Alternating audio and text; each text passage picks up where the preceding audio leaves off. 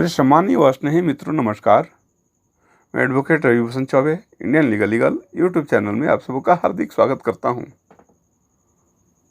आज का विषय है युवा वर्ग गैर सरकारी संगठन एनजीओ के कार्य को करियर के रूप में लेकर खुद भी देश के महानतम शिखर पर पहुंच सकते हैं तथा दूसरे को भी यानी उपेक्षित, अल्पाधिकार प्राप्त तथा असहाय लोगों के जीवन स्तर को ऊंचा उठाने में मदद कर उनके जीवन स्तर को और अधिक बढ़िया बनाने में सहयोग प्रदान करके, यानी कहा गया है कि कर भला तो हो भला की राह पर चलकर युवा वर्ग गैर सरकारी संगठन नॉन गवर्नमेंट ऑर्गेनाइजेशन के कार्य को आगे बढ़ाकर पीड़ित और सहाय के मदद के साथ साथ अपने जीवन को भी ऊंचे स्तर से कैसे बढ़ा सकते हैं, किन किन माध्यमों से, किन किन रास्तों से उन्हें गुजरना होगा। एक गैर सरकारी संगठन में कार्य शुरुआत करने के समय और गैर सरकारी संगठन एनजीओ के कार्य को पंजीकृत करा करके विधि के अनुसार वो लोगों की भलाई में संलग्न होंगे। उन्हें किन किन प्रक्रियाओं से गुजरना पड़ेगा, उस हेतु मैं एक छोटा सा स्क्रिप्ट तैयार किया हूँ जो आप सबों के समक्ष है। मित्रों, इंडियन लीगल चैनल को सब्सक्राइब कर बेल आइकन दबा दें ताकि मेरे अगले वीडियो का नोटिफिकेशन आपको सीधे मिल सके और स्वतः मिल सके, तथा साथ में शेयर भी कर दें ताकि यह वीडियो अधिक से अधिक लोगों तक पहुंच सके। गैर सरकारी संगठन नॉन गवर्नमेंट ऑर्गेनाइजेशन एनजीओ का कार्य उपेक्षित, असहाय और अल्पाधिकार प्राप्त लोगों के जीवन स्तर को ऊंचा उठाकर उन लोगों के जीवन को और अधिक बढ़िया बनाने में अहम भूमिका निभाकर सरकार की विभिन्न योजनाओं जो ऐसे लोगों को मिलनी चाहिए उन तक पहुंचाकर पीड़ित व सुरक्षित वर्ग के उत्थान में भरपूर सहयोग करती है। हालांकि आज सामाजिक संस्थाओं के व्यावसायीकरण का शुरू होना एक अपवाद है, पर सामाजिक संस्थाओं को अपने उद्देश्यों के मद्देनजर पूर्ण रूप से समर्पण भावना से सेवा समझकर अपने कार्य को करना चाहिए, जिससे कि वाकई संस्था के सेवा का लाभ पीड़ित, उपेक्षित, असुरक्षित, अल्पाधिकार प्राप्त जरूरतमंद व्यक्तियों तक पहुंच सके। नॉन गवर्नमेंट ऑर्गेनाइजेशन के ऊपर कुछ डिफिनेशंस दिए गए हैं, उस पर एक नज़र डालते हैं। A non government organisation is a non profit making voluntary service oriented development oriented organisation for the benefits of members, a grassroots organizations or of other members of the population and agency. A non-government organization is a social development organization assisting in the empowerment of people. The definitions are entirely or largely independent of government and that have primarily humanitarian or cooperative nature than commercial objectives. They are private agencies in industrial countries that support international development, indigenous groups organized regionally or nationally and members groups in village.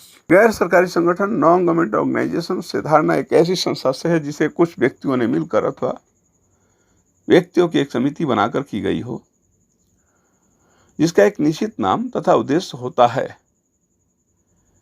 यह संस्था पंजीकृत कराकर भी तैयार करके कार्य किया जा सकता है और संस्था को पंजीकृत कराए बिना भी कार्य किया जा सकता है, लेकिन संस्था के उद्देश्य से संबंधित सामाजिक उद्देश्यों को पूरा करने हेतु बाहरी वित्तीय सहायता फंड की जरूरत हो तो अंतर्राष्ट्रीय या राष्ट्रीय धन देने वाली एजेंसियां ऐसे संगठन से अपेक्षा करती है कि उस संस्था को एक विधि के अनुसार वैध स्वरूप मिला हो, जो व्यक्तियों के समूह को संस्था का कार्य करने के लिए विधि के अनुसार लागू किसी विधि के तहत पंजीकृत कराया गया हो, जिसे 3 प्रकार से पंजीकृत कराया जा सकता है, जिसमें तीनों के समान रूप से उद्देश्य हैं।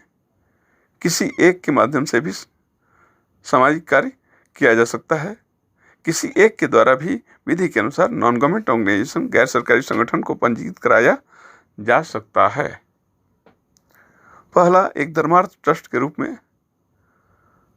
दूसरा, सोसाइटी पंजीकरण अधिनियम के तहत। तीसरा, कंपनी अधिनियम 1956 की धारा 25 के तहत एक लाइसेंस प्राप्त कंपनी के रूप में। तो दोस्तों, एक नज़र डालते हैं हम सोसाइटी रजिस्ट्रेशन एक्ट के तहत संस्था के ऊपर।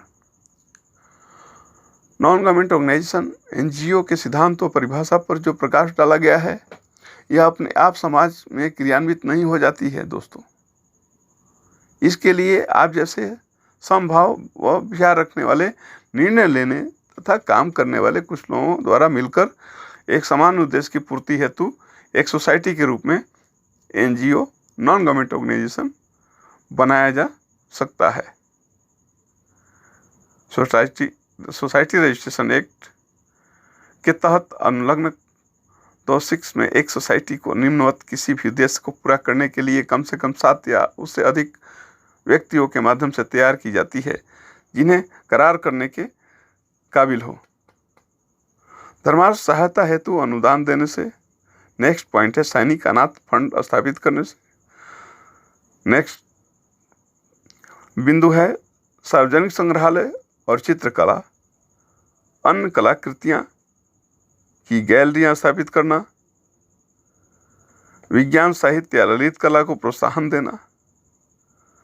सदस्यों और जन समुदाय के लोगों के प्रयोग हेतु पुस्तकालय और पढ़ने के लिए कमरा का व्यवस्था करना तथा उसके रख रखाव की व्यवस्था। उपयोगी ज्ञान की शिक्षा व प्रसारण।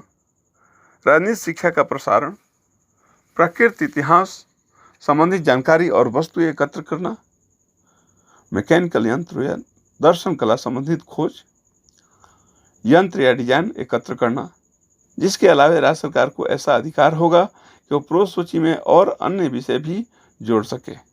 सोसाइटी अधिनियम एक्ट के तहत संस्था को कायम करने का यह फायदा होता है कि संस्था के मेमोरेंडम तथा उपनियमों में अमेंडमेंट किया जा सकता है, लेकिन ट्रस्ट डीड में स्पष्टतापूर्ण शर्तों का उल्लेख किया गया होता है।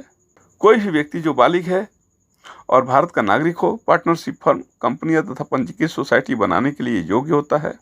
शुरुआत में सोसाइटी के पंजीकरण के लिए मेमोरेंडम ऑफ एसोसिएशन तथा नियम और विनियम, रूल्स एंड रेगुलेशन दस्तावेज के रूप में तैयार किया जाता है।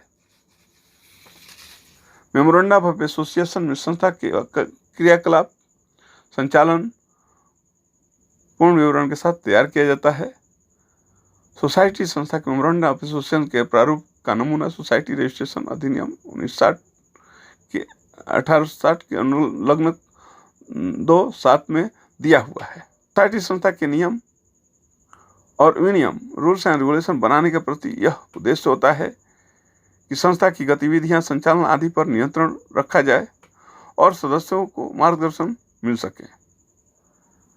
संस्था को सोसाइटी रजिस्ट्रेशन अधिनियम 1860 के तहत पंजीकृत कराना होता है, जिसमें मेमोरेंडम ऑफ एसोसिएशन तथा नियम विनियम को तैयार कर लेने के बाद गवाह के हस्ताक्षर, सदस्यों के तथा अध्यक्ष, सचिव आदि के हस्ताक्षर के बाद रजिस्ट्रार सोसाइटी के कार्यालय में जमा कराना होता है, जिसमें निम्नलिखित दस्तावेज साथ में संलग्न करना भी अनिवार्य होता है।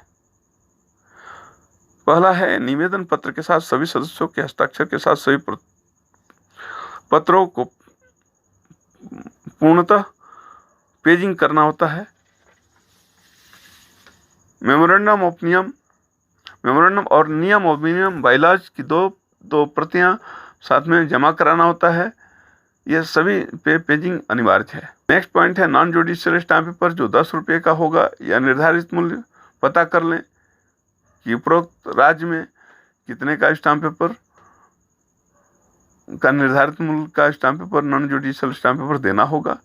उस पर अध्यक्ष या सचिव को एक एफिडेविट देना होगा, जिसमें सब्सक्राइबरों को आपसी संबंध का ब्यौरा देना होगा, जिसके बाद ओथ कमिश्नर, नोटरी पब्लिक या प्रथम श्रेणी के मजिस्ट्रेट से सत्यापित करवाना अनिवार्य होगा। संस्था के कार्यालय जो पंजीकृत हेतु दिया गया है, उसके प्रमाण पत्र के रूप में हाउस टैक्स, किराया का रसीद या मकान मालिक के द्वारा NOC, नो ऑब्जेक्शन सर्टिफिकेट का पत्र भी लगाना आवश्यक है। नेक्स्ट है मैनेजिंग कमेटी के सभी सदस्यों के हस्ताक्षर के साथ प्राधिकार पत्र तथा साथ में घोषणा पत्र। जिसमें संस्था के फंड के उपयोग सिर्फ संस्था के उद्देश्यों और लक्ष्यों को प्राप्ति हेतु किया जाएगा। ये स्पष्ट रूप से घोषणा पत्र में देना होता है। उपरोक्त सभी दस्तावेजों का अवलोकन और वेरिफिकेशन कर रजिस्ट्रार को लगता है कि संस्था के पंजीकरण हेतु संलग्न सारे दस्तावेज संतुष्टिजनक हैं, तो आवेदक को शुल्क के रूप में 50 रुपये जमा कराना होता है, जो डिमांड ड्राफ्ट या नकद के रूप में जमा करवा सकते हैं। उसके बाद सभी प्रक्रियाओं को पूरी करने के बाद रजिस्ट्रार मेमोरेंडम तथा नियमों और विनियमों की प्रतियां अपने हस्ताक्षर कर प्रमाणित कर देंगे।